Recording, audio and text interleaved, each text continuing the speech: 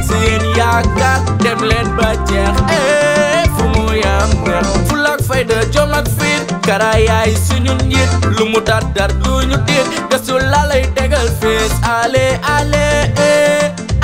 gëstu dem leen ba jeex fu mu yam neex bu fi yamoon sax mu neex parce que def ngeen fi lu neex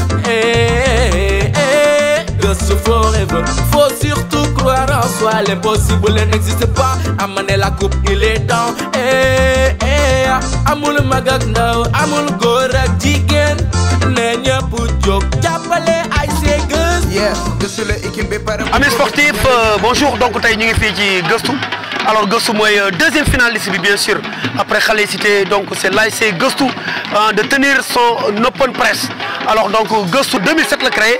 Alors donc mi ngi final 2013 ñàkk ko contre Extension. Alors donc mi ngi final waat cette année en 2019. ASC bi nga xamante ni une ASC impressionnante mu wane ñu ren vraiment un football physique et très rapide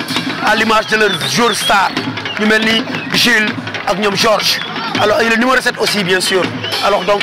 tey c'est au tour de ASC Gëstu de tenir son open press. fulak fayda jom ak fit kara yaay suñu njiit lu mu dar dar duñu tiit Gëstu la lay tegal fees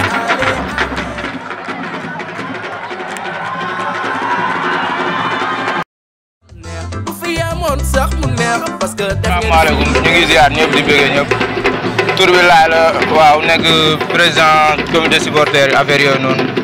ñu ngi fii di waajal suñu final quoi mooy loolu noonu waaw. final bi c'est vrai ngeen koy waajalee dëggantaan ngeen mën a indi touche bu bees boo lëggee au stade waaw final buñ fonk la quoi nee naa leen cin buy bax la amul ruq buy seen mooy loolu noonu pare nañ lépp ren liñ def si nawetaan dafa métti am na ñaari match si derby bi gagné équipe boo xam ne 2 ans mooy finalu ñu finalu kon ren mooy loolu noonu yox la jëli ko la rek amul leneen quoi non bertuñu chaque année ñooy gën a baax équipe si zone bi quoi mais ren dañoo décider pare barki Seydina Mohamed dañoo pare du ay wax sax mais samedi la ñuy xam lépp dëgg la quoi mooy loolu noonu. alors côté mobilisation. ñun fair play suñu yëf la zone bi ñoo fi gën a yaru te ñoo fi gën a takku laa la wax ne nii waa zone am nañ problème mafia xubbiru bi ñu ngi ñëw loolu dina doy waar fer dina yéeme trop barki yàlla voilà loolu moom suñu yëf la ñun xamuñu xuloo xamuñu xeex sañse lañ xam football bu rafet gagné ñibbi ak supporter ba mu neex barki yàlla te dina doy waar barki yàlla non bàyyi ma denc ko gars yi ne man naa noppi quoi on mbaq jarul wax non loolu moom mooy loolu noonu ilaa bu dañ leen di dóor dañ leen di ñawal ci ay njaxas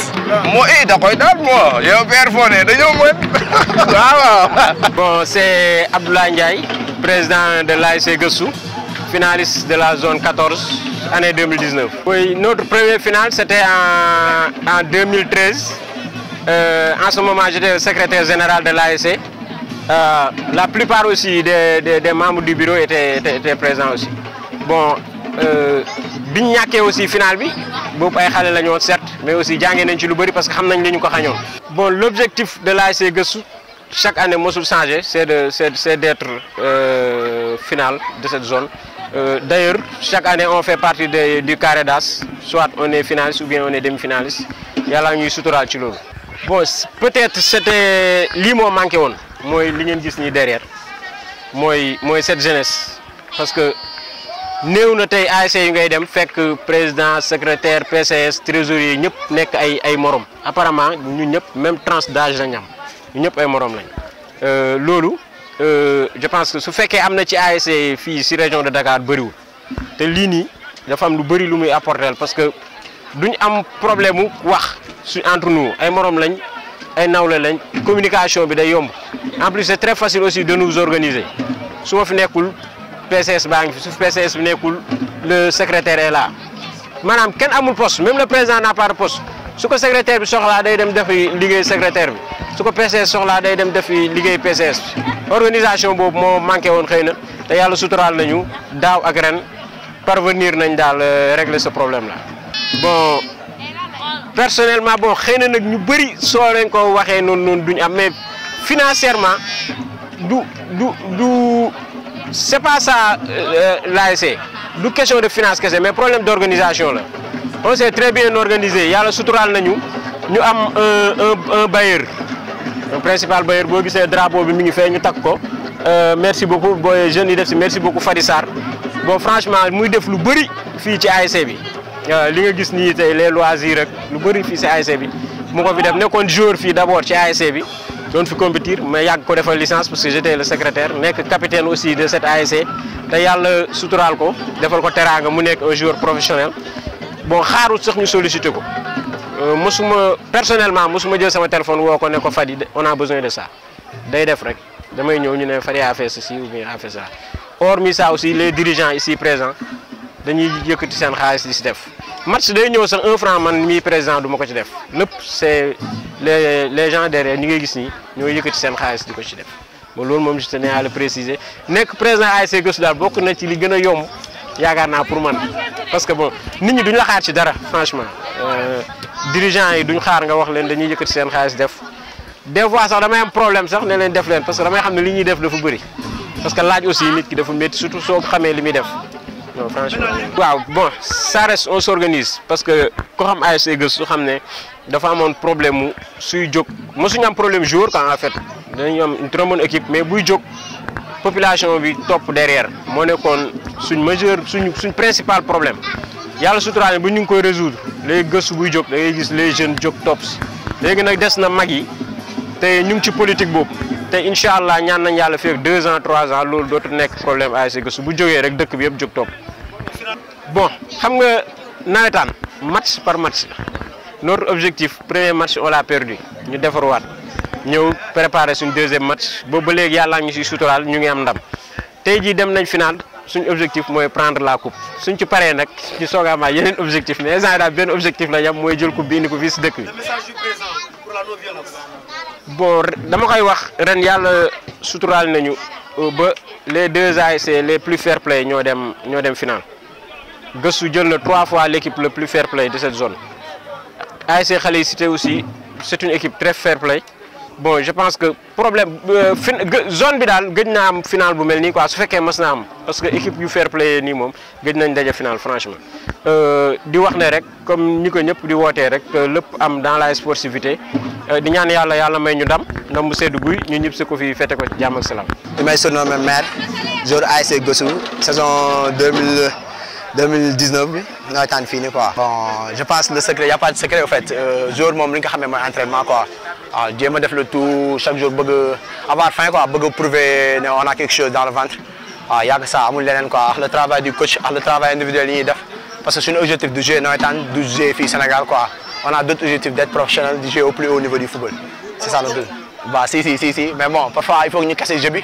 parce que tamit xam nga comment lu ma koy waxee kii du bokk quoi. te parfois ñun dañuy dominer équipe bi nii va ñoom dañuy nekkee seen temps fort il faut ñun tamit ñu jéem a xam am intelligence di casser rythme bi parce que loolu moo ñu tax ñu indi fii ñun nii daaw déggoon naa saison fii nii gars yi dañoo dominer équipe yi di jouer mais après duñu am yenn calcul yi quoi moo tax ren loolu laa dem jéem apporter ren si équipe bi nii loolu moo tax des fois ñuy casser jeu bi pour am puisque ñu ngi doon am 3 points c'était le plus important loolu lañu doon xool quoi waaw inch'Allah bi maa ngi def le maximum pour comme ni nga may wax je fais partie des meilleurs joueurs donc je vais faire le maximum pour marquer des buts faire gagner mon équipe pour ñu jël première coupe bi année bi quoi inch'Allah parce que waa Sidi bi yëpp loolu nañuy xaar gars yi mag yeeg xale yi yëpp gis nañ ne ils sont mobilisés pour ça quoi donc on va faire le maximum pour gagner la coupe inch'Allah. Bonsoir, c'est Mamadou Fadel Nying, manager de l'ASC Gëstu. waaw suñ ko waxee kon nekkatul surprise en quelque sorte ñu ngi liggéey daal di xam nga liggéey bu baax daal pour préparer finale bi. waaw sur tous les plans en fait sur tous les plans ñu ngi liggéey ci côté technique bi xam nga tactique bi physique bi loolu yëpp pare na quoi. man nga dem finale depuis 2013 tey ngeen retrouvé wu finale devant l'ASC Cité donc ana yan jéego ngeen war a mën a def ba indi tey trophée zonal mu nekk pour la première fois de leur histoire. waaw ñu ngi joué ak équipe bu baax équipe boo xam ne techniquement dañoo baax xam nga physiquement sur tous les plans dañoo baax dañuy naxante rek xool nu ñuy def ba gagner quoi. di wax ne am nañu envie bu baax ci match bu ñuy dem nii ndax mosuñu remporter trophée bi nga xam ne moom mooy trophée wu zone bi quoi di wax sama joueurs yi ak supporters yi ak képp ki nga xamante ni moom mooy ku bokk ci équipe bi daal am nga envie bu baax waaw. waaw fair play rek parce que football loisir la quoi football moom loisir la xam nga lu rafet kese la quoi te environnement bi ñun ñoo ko moom